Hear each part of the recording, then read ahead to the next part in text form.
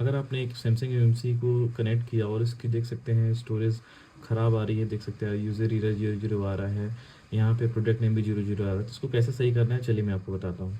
तो सिंपल सा इसको सही करने के लिए आपको करना क्या है, आपको यहाँ पे एफ फाइल को राइट कर देना है। तो चलिए मैं इसकी एफ फाइल को आपको राइट करता हूँ और आपको दिखाता हूँ। सिंपल इसके एफ फाइल को आपको राइट कर देना है और आपको जो एमएमसी का हेल्थ था वो बहुत ईजी तरीके से प्रॉब्लम सॉल्व हो जाएगा।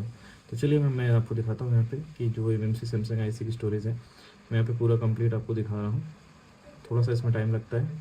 तो ये देख सकते हैं जॉब डन हो चुका है। अब यहाँ पे हम सिंपल से आइडेंटिफाई करते हैं और आपको दिखाते हैं कि हमारी जो आईसी थी, जो हमारी ख़राब बता रही थी, वो सही हुई कि नहीं। देख सकते हैं जो आईसी भी ख़राब थी, जो आईसी इन्फॉर्मेशन नहीं आ रहा था, प्रोडक्ट नेम 00 आ रहा था, यहाँ पे जॉब डन हो चुका है। Thank you.